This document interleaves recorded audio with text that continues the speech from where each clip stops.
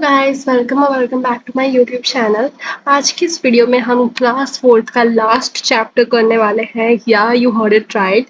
हमने बाकी के सारे 11 चैप्टर कर लिए हैं and we are now on the 12th chapter, that is last chapter of this class fourth English subject. मैंने सेम 1 की पूरी प्लेलिस्ट का लिंक जो है डिस्क्रिप्शन में दे दिया है एंड ये सेम 2 की प्लेलिस्ट का भी मैं पूरा लिंक जो है वो डिस्क्रिप्शन में दे दूंगी। सो आप अच्छी तरह पढ़ पाओ सारे के सारे सब्जेक्ट, सारे चैप्टर्स।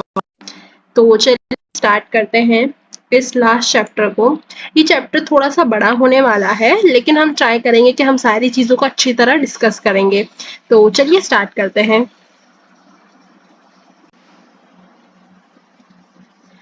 एक्टिविटी वन के अंदर हमें कुछ इन्फॉर्मेशन दी हुई है मदर टेरेसा जो थी उनके बारे में। मदर टेरेसा का जन्म कब हुआ था और कहाँ हुआ था? तो Mother Teresa was born in Albania in 1910। 1910 में उनका जन्म हुआ था एंड उनकी डेथ 1997 में हुई थी।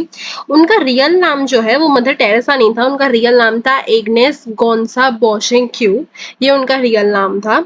She became famous the world over for starting the Missionaries of Charity in Calcutta. वो चैरिटी चलाती थी, जैसे चैरिटी चलाते हैं ना लोग, वैसा वो चलाती थी। कहाँ पे? तो कलकत्ता के अंदर, हमारे इंडिया में। उन्होंने ये सारा कुछ वर्क चालू करा था 1915 में और ओवर यानी कि 40 साल तक उन्होंने ये सारा कुछ देखभाल करा था।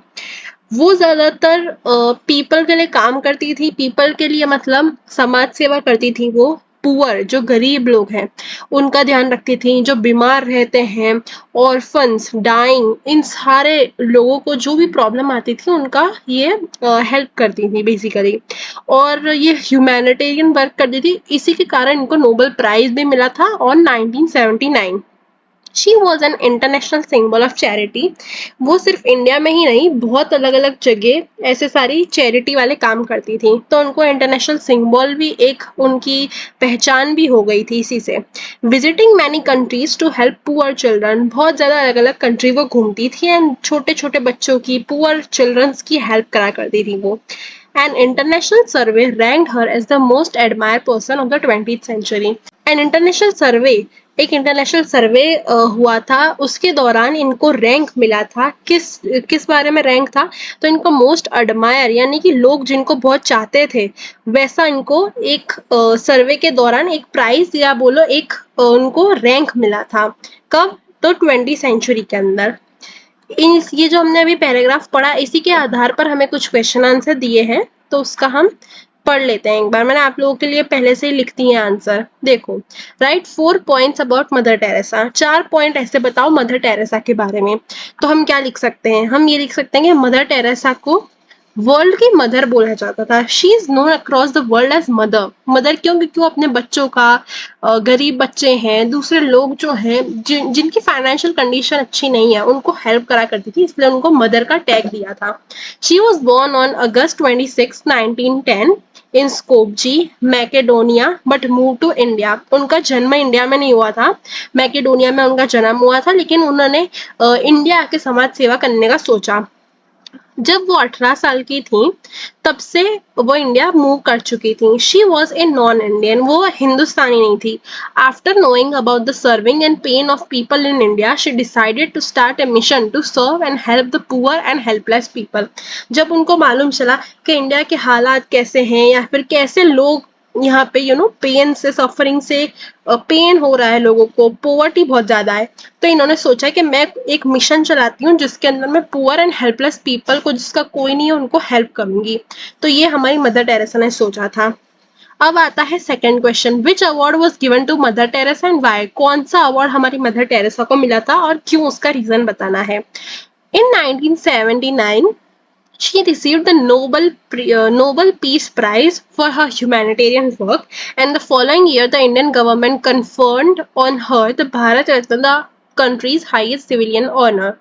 उनको नोबल प्राइज मिला था। क्यों मिला था? तो वो ह्यूमैनिटेरियन वर्क यानी कि समाज सेवा करती थी, इस वजह से। Why was mother Teresa famous? वो इतनी फेमस क्यों थी? क्यों थी? क्योंकि वो चैरिटी चलाती थी। A Roman Catholic congregation of women dedicated to the poor, particularly to those in India, that open numerous centres serving the blind, the age and disable. यानी कि वो समाज सेवा करती थी, इसी की वजह से लोग उनको बहुत पसंद करते थे। वो बहुत सारे लोगों की मदद करती थी, जैसे ब्लाइंड लोगों की मदद करती थी, एज यानी कि बूढ़े लोगों की मदद करती थी, डिसेबल जिनसे काम नहीं हो सकता, जो अपाहिज हैं, उन लोगों की भी वो मदद करती थी। लास्ट क्वेश्चन क्या है? Which lines in the passage depict that Mother Teresa work was appreciated and love? ऊपर वाले जो हमने पैराग्राफ पढ़ा था, उनका इंट्रोडक्शन पढ़ा था, उनमें से कौन सी लाइन ये दर्शाती है कि मदर टेरेसा का जो वर्क था वो लोगों ने अप्रिशिएट करा था, लोगों को अच्छा लगा था? तो कौन सा था? तो इंटरनेशनल सर्वे के दौरान उनको मोस्ट एडमायर्ड पर्सन बताया गया था इन 20th सेंचुरी। ये वाली जो लाइन थी ये इंडिकेट करती है कि मदर टेरेसा का जो वर्क है वो लोगों को बहुत अच्छा लगा था। There are a number of scientist. अब ये था हमारा पार्ट 1 जिसके हमने मदर टेरेसा के बारे में जाना एंड उनके बारे में कुछ क्वेश्चन आंसर सॉल्व करें। अब आता है नेक्स्ट पार्ट। ये ऊपर वाले पार्ट से बिल्कुल भी रिलेटेड नहीं है। इसके अंदर हमें साइंटिस्ट के इन्वेंशन देखने हैं कि साइंटिस्ट जो है हमारे, उन्होंने क्या क्या इन्वेंशन करा था, उनका क्या कंट्रीब्यूशन रहा over the period of time जो हमारी टेक्नोलॉजी रिवॉल्यूशन हुआ है उसके अंदर। तो देखते हैं। There are a number of scientist. बहुत सारे ऐसे साइंटिस्ट हैं जिन्होंने कंट्रीब्यूशन दिया है हमारी लाइफ को और बेटर और कंफर्टेबल और इजी बनाने के लिए। Scientist work in different ways. Some make medicine to save life while other dedicate themself to technological revolution. अलग अलग टाइप के साइंटिस्ट होते हैं। कुछ साइंटिस्ट देखो, कुछ साइंटिस्ट ऐसे होते हैं जो अपना कंट्रीब्यूशन देते हैं किस चीज में, हमारी जो लाइफ है उसको बेटर बनाने में, यानी कि मेडिसिन बनाते हैं। एंड कुछ ऐसे होते हैं जो टेक्नोलॉजी में इवोल्यूशन कराते हैं। तो अलग अलग टाइप के होते हैं। Let us know more about famous scientist who invented electrical bulb. अब हम जानते हैं ऐसे फेमस साइंटिस्ट के बारे में जिन्होंने बल्ब का इन्वेंशन करा था। अब बल्ब हमारे सारे लोगों के घर में होता ही है, I know, we all are aware about bulb. हम सबके घर में इस टाइप का एक बल्ब होता है, तो इसी की बात कर रहा है। तो बल्ब का इन्वेंशन किसने करा था? तो ये करा था हमारे थॉमस एल्वा एडिशन ने। ये पहले जब मैं छोटी थी, जब मैं पढ़ा करती थी, तो हमारे जनरल नॉलेज जीके करके एक बुक आती थी, इसके अंदर ये सारी चीजें लिखी रहती थी, लेकिन आजकल इंग्लिश की बुक में लिखा रहता है। तो let's read. An innovative scientist Thomas Alva Edison, ये उनकी फोटो बनी हुई है। एंड ये उन्होंने जो इन्वेंशन करा ये है बल्ब, लाइट का bulb. Edison was born in Ohio. उनका जन्म कहाँ हुआ था? तो ओहियो में हुआ था, यूएसए के अंदर। 1847 में उनका बॉर्न हुआ था। At school his teacher thought his idea were crazy and that he might have a learning difficulty. अब इनके जो टीचर्स थे वो क्या सोच रहे थे कि जो थॉमस एल्वा एडिशन है उसको लर्निंग यानी कि कुछ समझने में, कुछ पढ़ने में बहुत ज्यादा डिफिकल्ट होगा जब वो बड़ा हो जाएगा तब। लेकिन उनको मालूम नहीं था कि वो इतने ज्यादा कैपेबल थे जिनकी वजह से आज हम ये सारा कुछ लाइट और ये सब कुछ प्रोवाइड है हमारे पास। ये सब कुछ इन लोगों की वजह से ही है। तो इनके टीचर को क्या, इन पे वो होता था कि ये नहीं कर पाएगा, ये जो थॉमस है वो नहीं कर पाएगा ये सब कुछ। लेकिन थॉमस एल्वा एडिशन जो थे वो उनके अंदर दिमाग में बहुत ज्यादा क्यूरियोसिटी थी, उनको लर्निंग, उनको सब कुछ नया नया सीखने की बहुत ज्यादा क्या बोलते हैं उत्सुकता थी। ही मेड वर्किंग मॉडल्स, उन्होंने वर्किंग मॉडल्स भी बनाए थे। Steam engine, steam powered saw mill बनाई थी उन्होंने। एंड वो केमिकल से एक्सपेरिमेंट करते रहते थे हियर एंड देयर। फिर क्या होता है? Edison favourite invention was the phonograph. Edison जो थे हमारे, उनका फेवरेट इन्वेंशन यानी कि उनका सबसे पसंदीदा इन्वेंशन जो उन्होंने करा था वो था phonograph. He regarded it as a toy and designed toys that he used the device including talking dolls and children pianos। Edison ने एक बोलने वाली डॉल भी बनाई थी और छोटे छोटे बच्चों के लिए पियानोज भी बनाए थे उन्होंने। he improved upon it so that it could record and play music। उन्होंने उस टॉयज पे, उस डिवाइस पे बहुत वर्क करा। उन्होंने उस डिवाइस को इम्प्रूव करा। उस डॉल के अंदर उन्होंने क्या शक्तियां डाल दी कि वो रिकॉर्ड भी हो सकती है, यानी कि वो कुछ बोले वो सारा कुछ रिकॉर्ड हो सकता है, वो म्यूजिक भी बजा सकती है। ऐसी ऐसी चीजें लेके वो आए थे। Edison also improve the telephone system. उन्होंने टेलीफोन सिस्टम को भी इम्प्रूवमेंट करा, जो कि इन्वेंट किसने करा था? Alexander Graham bell. टेलीफोन का जो इन्वेंशन है वो किसके द्वारा हुआ था? अलेक्जेंडर ग्राहम बेल के द्वारा हुआ था। लेकिन एडिसन जो थे उन्होंने थोड़ा कुछ इम्प्रूवमेंट भी करा उनके इन्वेंशन में। He also invented electric bell. Electric bell भी क्या हुआ? इन्वेंशन हुआ था। This was one of his major invention. While he was trying to invent electric bulb, he failed a number of times but did not give up. Another addition invention was the kinetoscope, a box containing a strip of photographs. Edison का एक और क्या था invention? तो kinetoscope. उसके अंदर क्या रहता था? एक स्ट्रिप, एक पूरी स्ट्रिप जैसी पट्टी रहती थी जिसके अंदर आप फोटोग्राफ को क्लिक कर सकते हो। When one look into the box while the strip was moved, the object in the photo appeared to be moving. ऐसा लगता था कि कोई रील चल रही है, जैसे पहले के जमाने में नहीं होता था रील का, फिल्म का, उस टाइप का उनको लगता था। Edison made many other invention. उन्होंने सिर्फ इतने ही नहीं और भी छोटे छोटे बड़े बड़े इन्वेंशन करे हैं, लेकिन मेन उनका इन्वेंशन था बल्ब। ठीक है, ये हमने साइंटिस्ट के बारे में देख लिया। ये एक्टिविटी में आपको क्या करना है?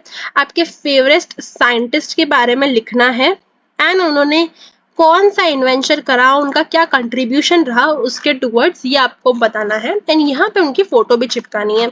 तो चलिए मैं आप लोगों के लिए लिख देती हूँ, फिर आप भी मेरे साथ लिख लेना। जरूरी नहीं है कि मैं जो लिखूँ वही आप लिखो, आप कुछ और भी लिख सकते हो। जिस साइंटिस्ट के बारे में मैंने लिखने का सोचा है वो है होमी जहांगीर भाभा। वो एक फेमस साइंटिस्ट है, हमारे इंडियन साइंटिस्ट है एंड उनके बारे में हमें कुछ इन्वेंशन एंड उन्होंने क्या कंट्रीब्यूशन करा है टुवर्ड्स आवर इंडिया, और कहीं भी उन्होंने जो भी उनके कंट्रीब्यूशन रहे हैं उसके बारे में हमने यहाँ शॉर्ट में लिखा है। अगर आप चाहो तो आप गूगल रिसर्च करके लिख सकते हो। होमी जहांगीर भाभा का जन्म हुआ था 1909 में एंड उनकी डेथ हुई थी 1966 में। वो एक Indian physicist and father of India nuclear program के नाम से उनको जानते हैं। क्यों? क्योंकि उनका कंट्रीब्यूशन रहा है towards nuclear program. He made many contribution in research in nuclear weapons. Nuclear bomb के जो वेपन्स होते हैं वो बनाने के लिए इनका बहुत ज्यादा प्रोत्साहन रहा है। उनके मेन जो कंट्रीब्यूशन रहे हैं वो है इलेक्ट्रॉन पॉजिट्रॉन स्कैटरिंग। ये उनका कुछ रहा होगा, उनकी कुछ थियोरी रही होगी, उसका नाम है। फिर nuclear power strategy and research institute. उनका आज भी रिसर्च इंस्टीट्यूट जो है BARC वो बॉम्बे में सिचुएटेड है। अगर आपको मालूम ना हो तो मैंने आपको बता दिया है। BARC एक कॉलोनी भी है। यहाँ पे हमने उनकी फोटो लगा दी है जिनके बारे में हमने ऊपर पढ़ा, दैट इज होमी भाभा। तो आगे हम बढ़ते हैं। Now comes the interesting part. ये है एक्टिविटी 3, इसका नाम है Gulliver in the giant land. अब ये जो स्टोरी है वो मैंने खुद ने भी सुनी हुई है बचपन में। मेरे जो दादाजी थे वो मुझे सुनाया करते थे जब मैं बहुत ज़्यादा छोटी थी, ऑलमोस्ट लाइक फर्स्ट या सेकंड स्टैंडर्ड में थी तब की बात है। लेकिन जब मैंने आपको पढ़ाने के लिए स्टोरी पढ़ी खुद से तब मुझे एकदम से सारा कुछ रिवाइंड हो गया एंड ऑलमोस्ट सिमिलर ही थी स्टोरी से। तो बहुत ज़्यादा इंटरेस्टिंग वन है, आप देखोगे तो आपको खुद को भी मजा आएगा। तो चलिए हम स्टार्ट करते हैं स्टोरी को। I am a Gulliver, a sailor. Sailor मतलब जो नाव चलाता है वो। I have visited many strange island. मैंने बहुत ज़्यादा सुनसान जो टापू होते हैं, स्ट्रेंज आइलैंड जो होते हैं मैंने देखे हैं। I visited an island of dwarf called Lilliput. वैसे ही मैं एक दिन जा रहा था तो मैंने एक आइलैंड देखा, यानी कि आइलैंड देखा मैंने। एक आइलैंड क्या होता है? जो बीच में होता है, समुद्र के आजू बाजू इसके पूरी जगह पानी पानी होता है। तो वैसे ही उसने एक आइलैंड देखा। किसने? सेलर ने। उसने देखा वो आइलैंड पे, आइलैंड ऑफ ड्वार्फ। ड्वार्फ मतलब क्या? ऐसा आइलैंड जहाँ पे सारे लोग जो थे वो एकदम उन्हें पिक्चर बुक जैसे होते हैं, अलग टाइप के। जैसा मैं हूँ वैसे नहीं, मेरे से छोटे छोटे एकदम टाइनी टाइनी से लोग थे। सारे लोग बहुत ज्यादा छोटे छोटे थे। और उस आइलैंड का नाम क्या था? लिलीपुट। वहाँ के लोगों का नाम यहाँ क्या बताया है? टापू का नाम लिलीपुट है तो वहाँ के लोगों का नाम लिलीपुटियंस।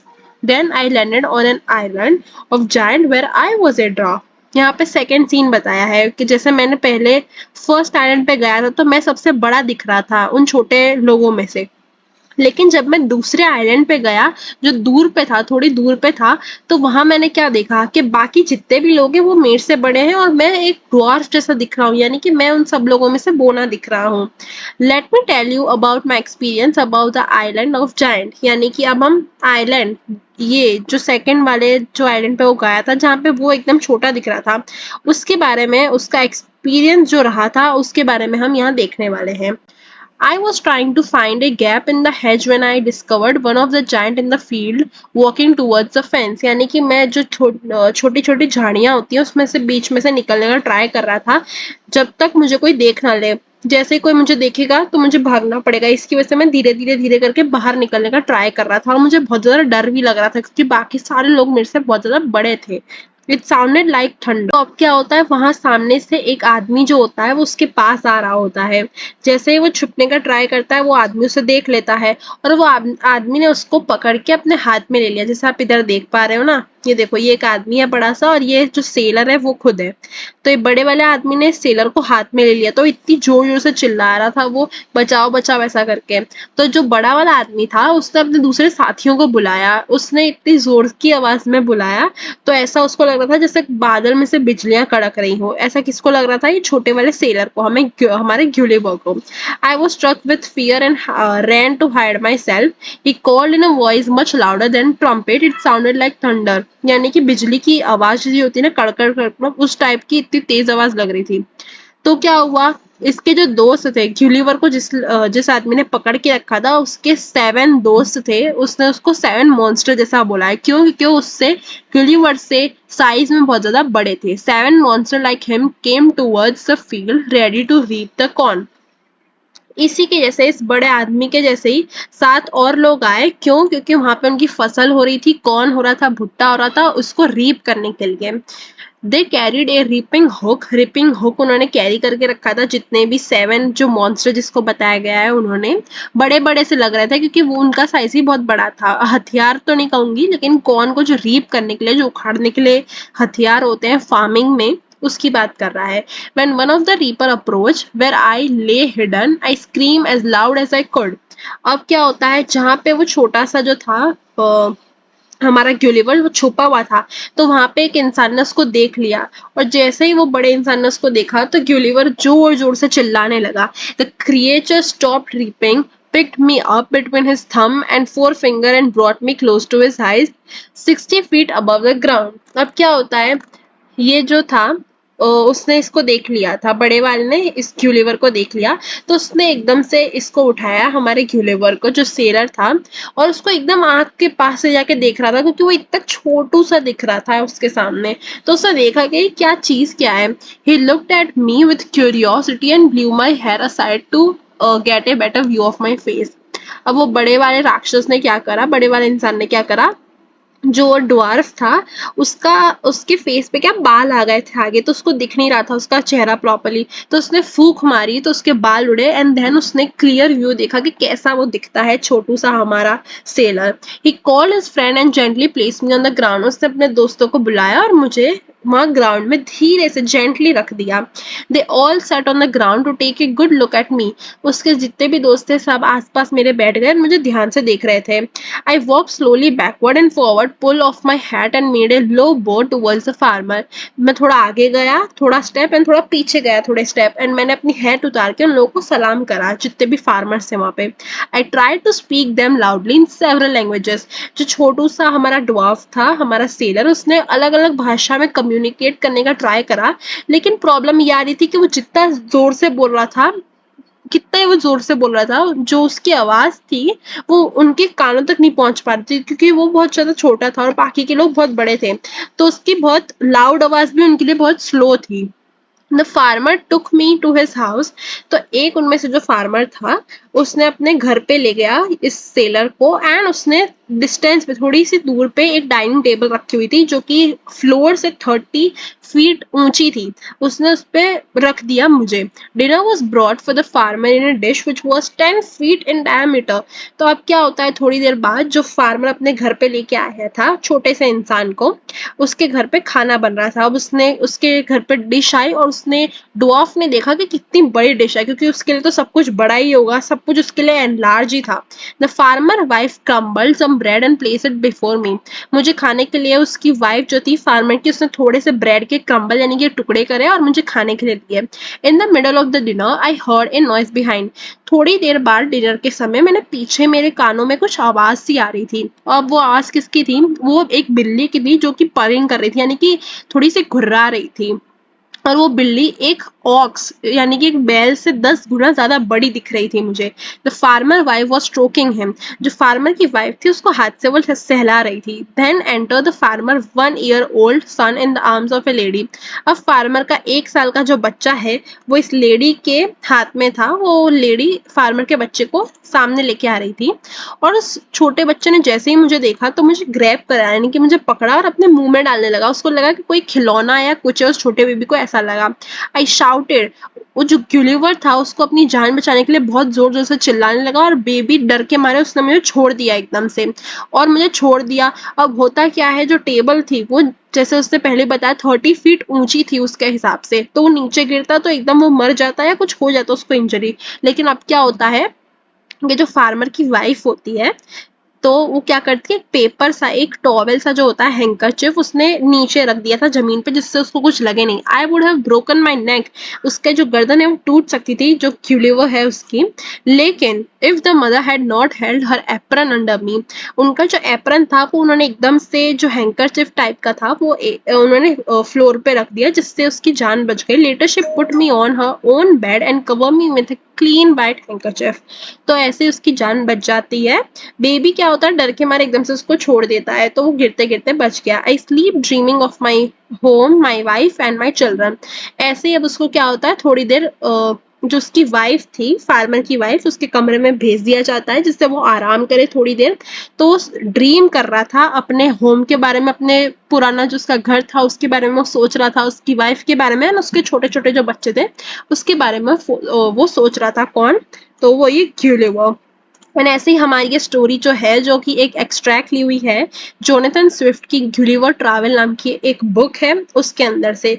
देखो ये सोता हुआ हमें यहाँ दिख रहा है, ये देखो, ये रहा, हमें सोता हुआ दिख रहा है। तो ये थी एक extract from this book. I hope आप सबको समझ आ गई होगी, इंटरेस्टिंग स्टोरी थी काफी। अब हम कुछ क्वेश्चन आंसर का सॉल्यूशन कर लेते हैं। यहाँ पे हमें कुछ एक्टिविटी 4 के अंदर दिए हुए हैं। तो यहाँ पे हमें एक्टिविटी 4 के अंदर कुछ एमसीक्यूज दिए हैं जिनका हमें आंसर करना होगा। देखो, the giant carried A reaping hook because, जो बड़ा आदमी था उसने रीपिंग हुक क्यों रखा था, क्योंकि उनकी जो फसल थी उसको काटने के लिए, he was going to reap the corn, भुट्टे को रीप करने के लिए उन लोगों ने रखा था। They put Gulliver on the ground to look at him because, उन्होंने ग्युलिवर छोटा सा इंसान जो था उसको ग्राउंड पे, जमीन पे रख दिया। क्यों? क्योंकि उनको दिख नहीं रहा था। They had never seen such a tiny man, उन्होंने इतना छोटा आदमी, इतना बोना आदमी कभी नहीं देखा था। ग्युलिवर वॉज ए सेलर, वो एक नाविक था। ठीक है, आगे बढ़ते हैं। एक्टिविटी 5 के अंदर हमें टेंस पहचानना है कि कौन सा है। अगर आपको नहीं आता टेंस पहचानना तो आप मुझे कमेंट करके बता सकते हैं, मैं उससे रिलेटेड भी एक वीडियो बना दूंगी बेसिक टेंस को पहचानने के लिए। Identify the tense of the sentence given below. He lost his way, ये पास्ट टेंस है। क्यों? क्योंकि यहाँ पे लॉस्ट लिखा है। ही लॉस्ट हिज वे, वो अपना रास्ता भूल गया। देन है mother chewed the food, mother जो थी उन्होंने फूड को चबाया। तो क्या च्यूड, च्यू नहीं है, च्यूड ईडी लगा है तो पास्ट टेंस आएगा। Excuse me said Meera, Meera ने बोला एक्सक्यूज मी, तो ये क्या है, पास्ट टेंस है। द बेबी क्राई, बेबी रोया, रोया क्या मतलब, प्रेजेंट टेंस हुआ। क्यों? क्योंकि अभी रोया है तो present tense. She scolded him, उसने उसे डांटा था, ईडी लगा है तो पास्ट टेंस आएगा। ऐसे ही हमें कुछ 5-5 एग्जाम्पल लिखना है प्रेजेंट टेंस यानी वर्तमान काल, और पास्ट टेंस यानी कि भूतकाल के ऊपर। तो प्रेजेंट टेंस के अंदर मैंने 5 सेंटेंस लिखे हैं, पास्ट टेंस में भी 5 सेंटेंस मैंने आप लोगों के लिए लिख दिए हैं। प्रेजेंट टेंस में क्या है, he goes to school every morning, वो रोज स्कूल जाता है। शी अंडरस्टैंड्स इंग्लिश, वो उस लड़की को, शी है तो मतलब लड़की हुई, उस लड़की को इंग्लिश समझ आती है। It mix the sand and the water, sand and water को मिक्स करना होता है। ही ट्राइज वेरी हार्ड, वो बहुत वेरी हार्ड वर्किंग है, यानी कि ही ट्राइज वेरी हार्ड, बहुत अच्छा हार्ड वर्किंग लड़का है। She enjoy playing the piano, उसको पियानो बजाना अच्छा लगता है। अब past tense, he was in Japan last year, वो लास्ट ईयर जापान में था तो पास्ट की बात कर रहा है। She had a headache yesterday, कल उसको सिर में दर्द था, कल था ना तो पास्ट टेंस हुआ। We did our homework last night, हम लोगों ने अपना होमवर्क कल रात करा था, बीती हुई, जो कल रात बीत गई उसकी बात कर रहा है, तो कल रात मैंने अपना होमवर्क करा था, हमने, वी है तो हमने। दे वेंट होम, हम सब लोग घर पे चले गए। I went to the theatre last night, मैं थिएटर गई थी लास्ट नाइट, बीती हुई रात में। लास्ट मतलब जो रात बीत गई उसकी बात कर रहा है। अब यहाँ पे हमें कुछ सेंटेंस दिए हैं हमारी लाइफ के बारे में। लाइफ एक्चुअली होता क्या है, तो लाइफ हर इंसान के लिए अलग अलग है। किसी के लिए लाइफ एक एडवेंचर है, किसी की लाइफ एक पर्पस है ग्रो होने का, किसी के लिए लाइफ एक नेचर है जिससे हम चेंज हो सकते हैं। किसी की लाइफ में चैलेंज आते हैं, उसे ओवरकम कैसे करें, उस चैलेंज का डट के सामना कैसे करें एंड देन कैसे ग्रो हो, किसी के लिए लाइफ ऐसी होती है। लाइफ का एसेंस होता है एक दूसरे की केयर करना, हमारे बूढ़ों की, हमारी फैमिली मेंबर्स की, भाई बहन की, फ्रेंड्स की केयर करना, ये भी एक लाइफ है। Opportunity of life is to serve, दूसरों की सेवा करना, ये भी एक लाइफ है। The secret of life is to dare, daring काम करना, हमेशा अपने कंफर्ट जोन से बाहर निकल के कुछ काम करना, ये भी एक लाइफ है। The spice of life is to be friend, the beauty of life is to give, यानी कि स्पाइस ऑफ लाइफ क्या है, फ्रेंड, दूसरों की मदद करना, फ्रेंड बनना, किसी का साथी बनना। और ब्यूटी क्या है लाइफ की, देना, किसी और को देना, हमेशा खुद के बारे में नहीं सोचना, दूसरों के बारे में भी केयर करना, दूसरों के बारे में भी सोचना, ये लाइफ है। ये छोटी सी पोयम थी या फिर छोटी सी लाइंस थी कुछ लाइफ के बारे में। अब एक्टिविटी 7 के अंदर हमें क्या दिया है, कुछ क्वेश्चंस दिए हुए हैं जिनका हमें आंसर करना है। तो देखो मैंने एक क्वेश्चन का आंसर दिया है जबकि आप खुद से कर सकते थे, लेकिन मैंने सोचा कि आपको ये प्रोवाइड कर देती हूँ। बाकी सारे क्वेश्चन आप खुद भी कर सकते हो, जैसे कि सेकंड में क्या है कि आपकी लाइफ में कौन कौन सी डिफिकल्ट सिचुएशन आई है ना, उसका आपने कैसे ओवरकम करा, फिर आपका जो फ्रेंड है उससे आपको कैसे हेल्प करा वो लिखना है। आपका लाइफ में एम्बिशन क्या है, यानी कि आपको लाइफ में क्या बनना है, क्या करना है आगे आपके जीवन में, वो आपको लिखना है। तो आप खुद भी लिख सकते हो। तो मैंने फर्स्ट एंड लास्ट आंसर बताया है। देखो व्हाट इज लाइफ, लाइफ क्या होती है, हमने ऊपर भी कुछ लाइंस पढ़ी जिससे हम उससे एनालाइज करके लिख सकते हैं। तो देखो मैंने क्या लिखा है, life is about enjoying it. Life क्या है, लाइफ को एंजॉय करो, फन लो, जितना भी हो सकता है उतना एक दिन में करो, यानी कि जितना एंजॉय हो सकता है, जितना काम हो सकता है, यानी कि make most out of it. जितना हो सकता है उतना एंजॉय करो, काम करो, देन टाइम स्पेंड करो अपनी फैमिली मेंबर्स के साथ, लव्ड वन के साथ, क्योंकि टाइम क्या है कभी वापस नहीं आ सकता है। किसी बात पे आर्ग्यू मत करो। जितनी भी चीजें लाइफ में चल रही हैं, कुछ भी चल रही है, थोड़ा स्लो डाउन होकर सोचो। Be grateful as everyone has their own crap going on in life. अपने आप में ग्रेटफुल रहो, जो भी आपने भगवान ने आपको दिया है उसमें ग्रेटफुल रहो। जितना भी है, कम है तो कम है, लेकिन ग्रेटफुलनेस होनी चाहिए। सबकी लाइफ में कुछ ना कुछ प्रॉब्लम्स चलती रहती है। You just concentrate on your own happiness and everything else around will fall into place. यानी कि अपनी लाइफ में कॉन्सेंट्रेट करो, हैप्पीनेस कैसे होगी ये सोचो, बाकी सारी थिंग जितनी भी है, जितनी भी बाकी सारी चीजें हैं वो अपने आप सेट हो जाएंगी। तो ये मैंने एक डेफिनेशन लिखी लाइफ के बारे में, आप इसको अपने हिसाब से लिख सकते हो। अब what is your ambition in life, आपकी लाइफ का एम्बिशन क्या है, क्या गोल है। तो मेरी लाइफ का एम्बिशन ये है कि मुझे सक्सेसफुल होना है and I want to be an independent women. Then what we have next is activity 8। इसके अंदर हमें छोटू सा फैक्ट टाइप का एक चीज बताई है कि एनिमल स्पिट, यानी कि एनिमल थूकते क्यों है। स्पिट यानी क्या, थूकना होता है। Spit keeps their mouth moist and softens our food when we chew. अब क्या होता है, स्पिट करने से क्या होता है, हमारा जो माउथ का मॉइस्चर होता है, जो सॉफ्टनेस होती है, जब भी हम कोई खाना खाते हैं तो हम च्यू तभी कर पाते हैं जब हम स्पिट करते हैं। अगर हम स्पिट नहीं करेंगे तो हमें बात करने में भी बहुत ज्यादा प्रॉब्लम होगी और हमारे माउथ बहुत ज्यादा स्टिंक करने लगेगा एंड हम स्वॉलो भी करते रहते हैं। अगर स्पिटिंग जो है हमारे थूक को हम स्वॉलो भी करते रहते हैं, we would find it even harder to swallow. अगर हम थूकेंगे नहीं तो हमारा जो माउथ है वो एक तरह से जम जाएगा। स्वॉलो यानी कि कुछ खाएंगे तो अंदर पेट तक जाने में भी बहुत ज्यादा प्रॉब्लम होगी। वैसे ही बहुत सारे एनिमल्स होते हैं जो कि स्पिट करते हैं, अलग अलग रीजन है सबके। Spit works better after it has left the mouth. Some animals are experts at surviving because they are expert spitters. बहुत सारे एनिमल्स ऐसे हैं जो कि स्पिट करते हैं एंड इसी की वजह से उनको एक्सपर्ट स्पिटर्स भी कहा जाता है। जैसे लामास, ये है llama. Are animals often found in petting zoo and farms. इनको ज्यादातर जू में या फार्म में देखा जाता है, इसको लामा बोलते हैं। This animal seems to like the personal space. इनको अपनी खुद की पर्सनल स्पेस में रहना अच्छा लगता है। लामा फील्स थ्रेटन और annoyed will spit slimy gobs at you to live it alone, यानी कि उसको अकेले रहना पसंद है। अगर कोई उसके बहुत ज्यादा पास आता है तो उसको अनोइंग फील होता है। तो इसी की वजह से वो स्लाइमी टाइप का स्पिट जो होता है वो थूकता है, जिससे बाकी सारे लोग इसके पास से चले जाते हैं। कभी कभी लामा जो है एक दूसरे पे भी थूकते हैं। क्यों? क्योंकि अगर दूसरा लामा जो है वो इसका फूड चुरा रहा है तो एक स्पिट इसका निशानी होती है कि मेरे फूड से दूर चले जाओ। The trick usually works because a llama spit includes food from llama stomach and becomes quite smelly. When a llama spits on another animal, the animal usually loses its appetite and walks away, leaving its food behind. Okay, this was the reason कि llama spit क्यों करते हैं। Then we have spitting cobra. अब cobra जो सांप होता है वो क्यों स्पिट करता है, यहाँ पे उससे रिलेटेड एक क्वेश्चन भी है, why does a cobra spit.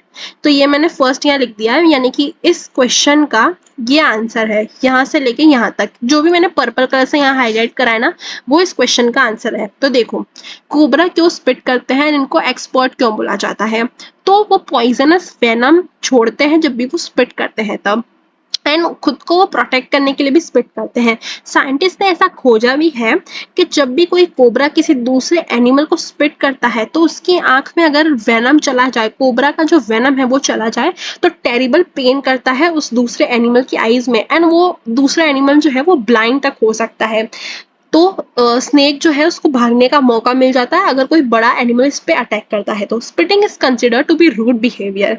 हम इंसानों में स्पिटिंग करना बहुत रूड माना जाता है, बट फॉर सम एनिमल्स, लेकिन एनिमल्स के लिए ये एक स्मार्ट वे है हमारे यानी कि एनिमल्स के लिए ये अच्छी बात भी है। क्यों? क्योंकि एनिमल्स के लिए एक लंच की तरह भी काम करता है, smart way to get lunch. या फिर अगर कोई उनको खाना बना रहा है, जैसे कि अगर स्नेक को किसी ने शिकार करा तो उससे बचने के लिए, to avoid becoming a lunch, यानी कि कोई उसका शिकार करके खाने वाला है तो उससे दूर भागने के लिए भी उनके लिए हेल्पफुल होता है। तो दोनों चीज, लामा से हमें क्या सीखने को मिला कि वो स्पिटिंग इस तरीके से करता है जिससे उसका कोई खाना ना चुराए, smart way to get lunch. And cobra क्यों स्पिट करता है, जिससे वो बच सके दूसरे का खाना बनने से। ठीक है, तो ये हमने पढ़ा। फर्स्ट क्वेश्चन का आंसर ये वाला है जो मैंने पर्पल कलर से हाईलाइट करा है। सेकंड और थर्ड आप खुद से लिख सकते हो। नाइन्थ में क्या दिया है, हमें इन 4 एनिमल्स की पिक्चर्स दे रखी हैं। अब इनके हिसाब से हमें इनको एनालाइज करना होगा कि कौन कौन से एनिमल्स दिए हुए हैं हमें इस पिक्चर के अंदर, एंड उनके बारे में कुछ कुछ लाइंस लिखनी है। तो देखो, फर्स्ट है tiger, second we have is cat, third one is rabbit and fourth is rhino. देखो, टाइगर के बारे में मैंने क्या लिखा है, वन बाय वन हम देखेंगे। तो लेट्स सी। टाइगर, टाइगर एक वाइल्ड एनिमल है जो कि कार्निवोरस है। कार्निवोरस कैसे होते हैं, जो कि एनिमल्स को खाते हैं, मीट खाते हैं, मच्छी, मांस, ये सब कुछ खाते हैं। टाइगर्स वाइट कलर के भी होते हैं जो कि जू में ज्यादातर पाए जाते हैं। टाइगर दहाड़ते हैं, उनकी दहाड़ को क्या बोलते हैं, रोरिंग बोलते हैं। फीमेल टाइगर को टाइगरनेस बोलते हैं। Tiger is the national animal of a country, हमारा इंडिया है उसका नेशनल एनिमल टाइगर कहलाता है।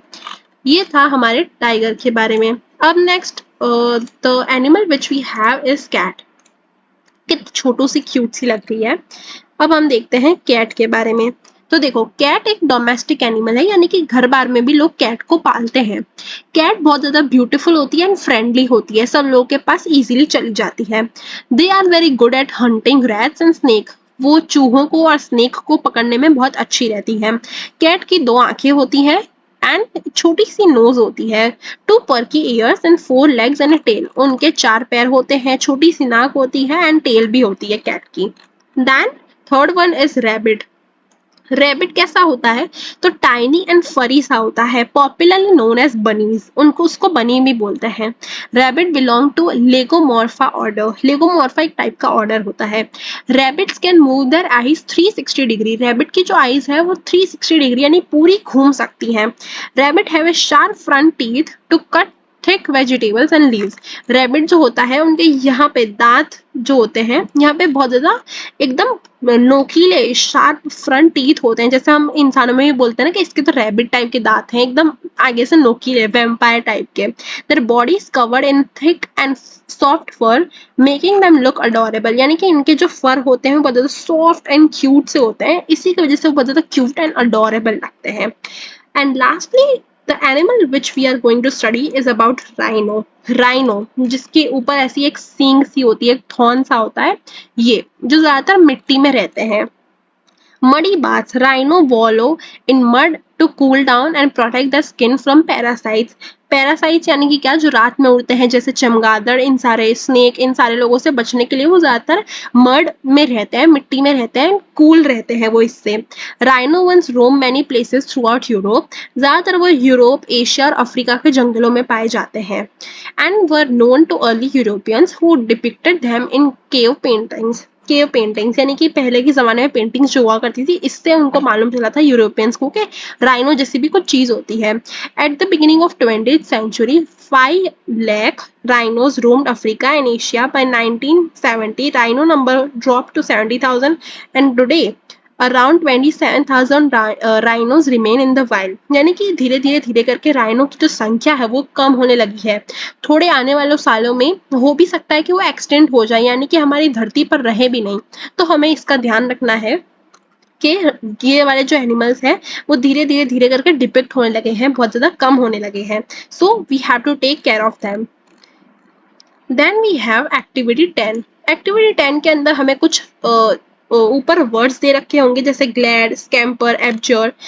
इसका हमें मीनिंग लिखना है, इससे रिलेटेड हमें सेंटेंस लिखना है। एंड उसका अपोजिट, जैसे ग्लैड का अपोजिट क्या होगा, अनॉयड, परेशान इंसान।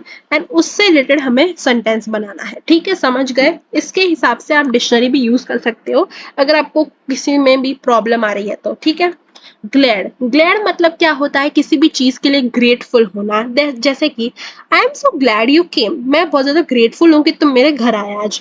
इसका अपोजिट वर्ड क्या है, ग्लैड का अपोजिट अनॉयड, यानी कि गुस्सा हो जाना, चिड़चिड़ा सापन। He is annoyed with me because I didn't say hello. वो मेरे से चिड़ा हुआ है क्योंकि मैंने उसको हेलो नहीं बोला। ये ग्लैड था, इसका अपोजिट वर्ड था एनॉयड।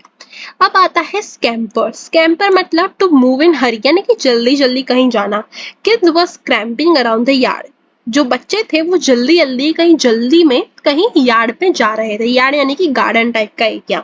इसका अपोजिट वर्ड है डिले, यानी कि लेट होना या स्टॉप होना या रेस्ट करना। Sentence, I am living and you can't stop me. मैं यहाँ से जा रही हूँ तो मुझे रोक नहीं सकते। देखो इधर क्या था, जल्दबाजी में, और इधर क्या था कि स्टॉप नहीं कर सकते, डिले होना, लेट पहुंचना, इस टाइप का। एब्जर, एब्जर यानी कि क्या, रिजेक्ट, गिव अप, किसी चीज पे हार मान लेना। We absorb and we need to adopt ourselves to changing world condition। हम वर्ल्ड के जो कंडीशन है, वर्ल्ड के जो हालात है दुनिया के, वो चेंज हो रहे हैं, लेकिन हम अपने आप को चेंज नहीं कर रहे उस हालात से मिलके।